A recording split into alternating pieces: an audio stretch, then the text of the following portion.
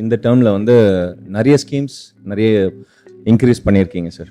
Olympic level, international லெவலில் விளையாடும்போது elite sports person scheme, memes வந்து நேஷ்னல் லெவலில் விளையாடுறாங்க, ஸ்டேட்டு டிஸ்ட்ரிக்டில் நல்லா விளையாடுறவங்க சாம்பியன்ஸ் டெவலப்மெண்ட் ஸ்கீம் சிடிஎஸ் அப்படின்ற இந்த 3 ஸ்கீம் இருக்குது. ஸோ என்னோட ட்ரீம் வந்து நம்ம தமிழ்நாட்டிலேருந்து ஒரு ஒலிம்பிக் மெடல் அங்கே அந்த 2036 கேம்ஸில் வரும்.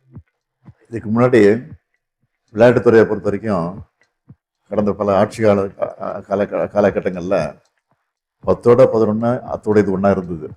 இப்போது திமுக ஆட்சிக்கு வந்ததுக்கு பிறகு, அதுவும் குறிப்பாக விளையாட்டுத்துறை அமைச்சராக உதயநிதி அவர்கள் பொறுப்பேற்றுக்கிறது பிறகு இது எவ்வளோ முக்கியத்துவம் கொடுத்துட்ருக்குங்கிறது எல்லாருக்கும் தெரியும். அதாவது நிதி கொடுக்கறதுக்காக, செலவு பண்ணதுக்காக இல்லை, அவங்க ஊக்கப்படுத்தி உற்சாகப்படுத்தி அனுப்பிச்சி வச்சு வெற்றியோடு வரும்போது அது எங்களுக்கு ஒரு பெருமையாக இருக்குது.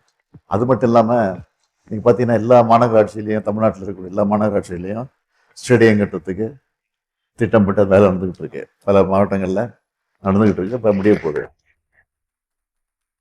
அதே மாதிரி 234 சட்டமன்ற தொகுதியிலையும் ஒவ்வொரு கிரிக்கெட் ஸ்டேடியம், ஃபுட்பால் ஸ்டேடியம், பொதுவான ஸ்டேடியம் கட்டணும்னு சொல்லி, கிரிக்கெட் விளையாட்டு ஸ்டேடியம் கட்டணும்னு சொல்லி அதையும் அறிவிச்சுட்டு அதற்கான முயற்சி நடந்துட்டு படிப்படியாக அதுவும் நிறைவேற போகுது.